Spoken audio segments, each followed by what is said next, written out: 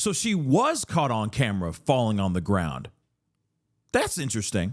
Pascal, you are now rocking with that dude Pascal. What's up?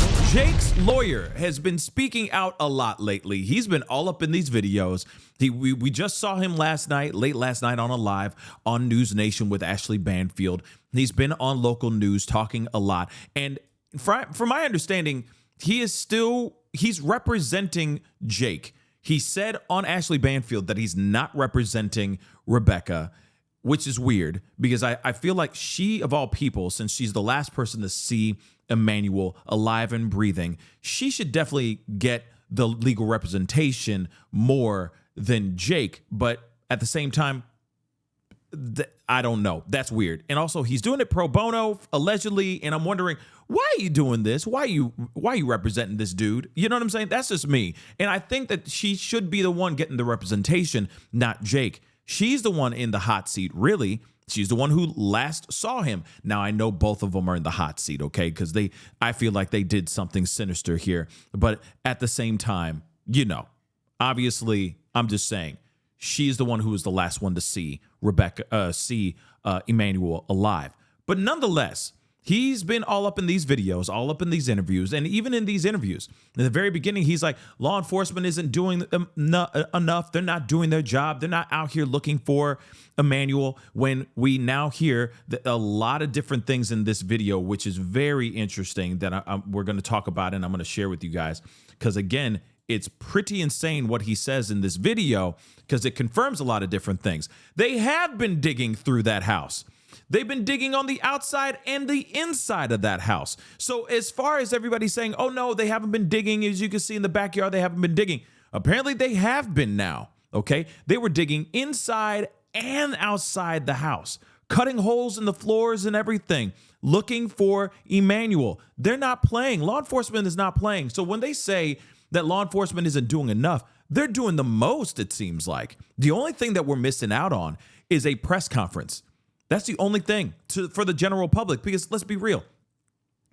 I feel like a press conference would have happened if they felt that there was some sort of evildoer, right? Some sort of evil entity out there in the streets just snatching up kids.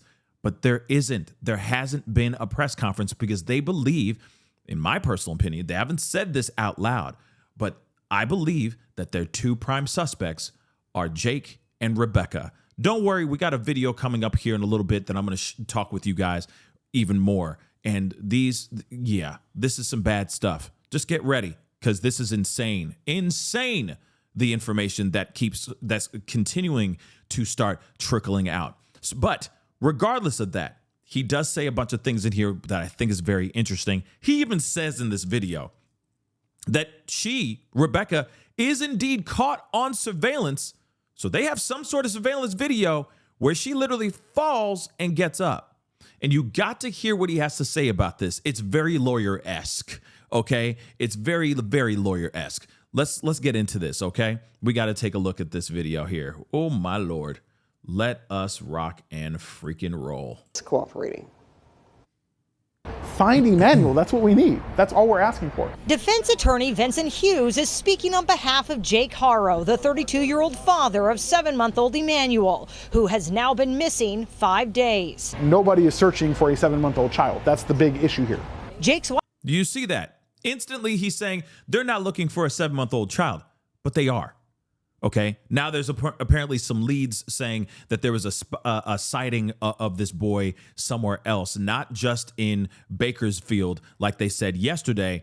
Now they're saying it's in another area. And I don't know, guys. I'm telling you right now, the way that the police are operating, the fact that you have the Uvalde Foundation for Kids dropping out, not willing to get boots on the ground to help and find this kid, tells me that they have moved this investigation into a different sphere. We're in a different genre. This is not missing anymore. This is something more traumatic. and more tragic in my personal opinion. But let's continue. Wife Rebecca says someone punched her and took her baby as she was changing his diaper in a Yucaipa parking lot around 7:30 p.m. last Thursday. Hughes says since that night, San Bernardino County Sheriff Department investigators have turned their focus on the couple, including Haro's criminal past, and accusing them of not cooperating in the investigation. Do you blame him? Do you blame him? We just talked about this ad nauseum last night, and in my YouTube short, and on these reels and all that stuff. We talked about the history of what he has done.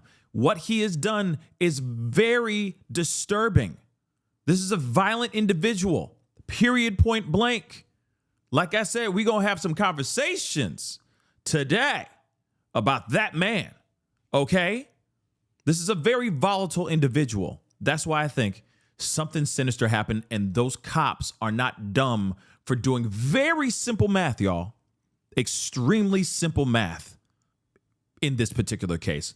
Let's let his mouthpiece talk. But there was a conviction for child cruelty, which Jake is not running from. He's not hiding from his record. It's publicly available information. Records show Haro had a 2023 Unbelievable. conviction for willful child cruelty from a felony complaint filed in Banning Skipping in ahead. Tulsa. Hughes represented him in that case. There is no nexus between that case and this case here, and he should not be judged based on his past. Hughes says he's a good father and loves his 2 children with Rebecca. Social workers did remove a 2-year-old from the couple's Cabazon home. This after they say they confronted Emmanuel's mother with inconsistencies in her account of what happened, and they have not ruled out anyone's involvement. Now, of course, I got to hop in here really quick, but I got a couple questions to ask, okay? First off, and this is just something that just popped up in my head, okay? Given the fact that he has a violent past, and he fully took the blame, like he took a plea deal. That's why he was able to get out of prison early. And then, of course, he had to do a couple programs and whatnot. Clearly, the programs didn't work because that woman with the marking on her eye, which obviously came from something that happened way before the 14th, way before the disappearance of Emmanuel, obviously shows that this is a man who is very violent. No, this is not somebody who just ran into a wall, okay? Rebecca did not run into a wall. No, she did not fall down a flight of stairs. He put his paws on her, okay? That should not have happened.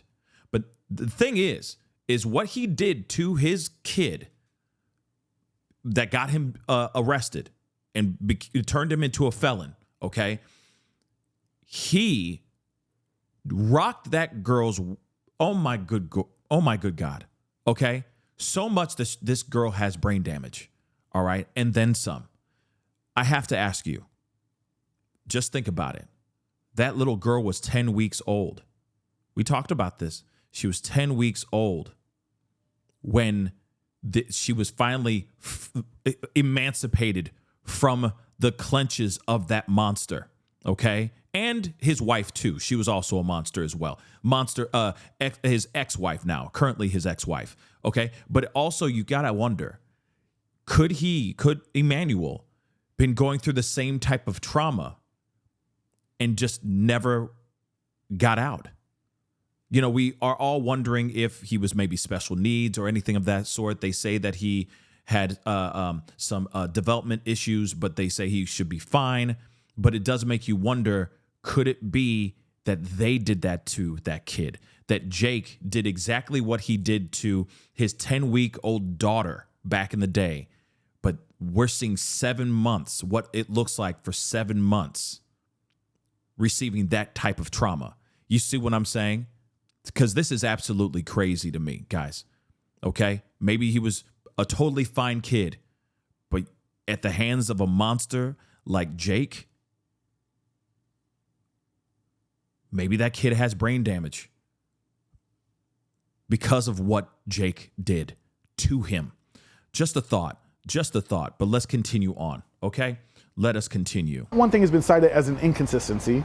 Law enforcement is being extremely tight-lipped about the situation. Hughes says Tight-lipped because they're supposed to be. they are both willing to talk to detectives and have handed over their vehicles, cell phones, and passwords and allowed detectives with cadaver dogs into their home. They've searched the home, they've cut holes in the ground in the home, they've dug holes in the backyard. They've done everything and nothing's been found. Haro's Bang. So That is confirmed. They dug holes in the ground in the backyard. They dug into the house, in the floor. They cut holes in the house, inside the house, to try to find this young boy, okay? That is wild, okay? That is wild, but that is confirmed now. They did that, according to this lawyer, unless he's just being super dramatic and making things up, which would make him a very bad lawyer if he did that, right? But that's very interesting nonetheless. The attorney says that detectives showed the couple some security video that was taken from a liquor store across the street of when Rebecca says the baby was taken from her vehicle. Something falls, gets back up. That seems to corroborate exactly what Rebecca's story was in the beginning. No, it doesn't. Here it is. That's the part that I wanted to share with y'all right there, guys. Let me just make this abundantly clear. And this is not the lawyer, so I'm going to put him back up here. One thing is for sure. They say that they caught her on film, on surveillance cameras. So she is on surveillance cameras, allegedly falling on the ground and getting back up. Do you realize that that could be anything? She could have just fallen on the ground just to fall on the ground because she knew that maybe there might be a camera somewhere in the area that's going to catch her doing that. So no matter what, yes, he can go on semantics all day long, right? Yeah, I mean, if she fell, if she's caught on camera falling and getting back up, yeah, that sounds like a reasonable thing. It sounds like she's telling us the truth. No, he's going on semantics. He's going on technicalities. No, she's lying. Because you could easily just go, and fall on the ground. Oh my gosh, and fall on the ground. One thing that's going to be the massive, massive tell here is if there's somebody, a dark, clothed figure running up and saying hola and knocking her out, being caught on film. But if she just has some random, like the a gust of wind just knocks her down, okay, that will not suffice in court. That will still show that this woman's story is not consistent, that she is full of lies. But this lawyer, he be lawyering, y'all. Like I said before, he is definitely singing for his supper, all right? Wild stuff. And he's not even representing Rebecca, okay? He's only representing Jake, which is even more wild in my personal opinion, that narcissistic son of a gun, okay? And now he's saying, oh yeah, if it was caught on film of her falling on the ground, then it should be then it's consistent to what she's saying. Hear that again. This is ridiculous. Let me roll back just a little bit so you guys can hear this all the way in the nosebleed seats.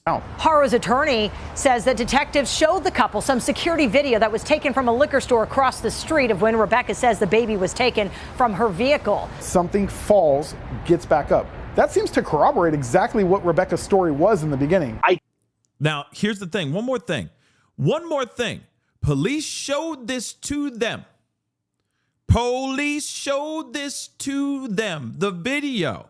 Why would they still go through the house, dig out the backyard, cut holes in the house, bring out the cadaver dogs, all that stuff, if that surveillance video shows a man actually running up saying hola, knocking her out, and she falls on the ground and he takes the little baby and he runs off? Think about that for a second. He's basically saying, well, if she fell, that doesn't mean nothing. She could have been just falling on the ground to act like something bad happened. That's it, because she knew that possibly there's some surveillance cameras filming her ridiculous lie.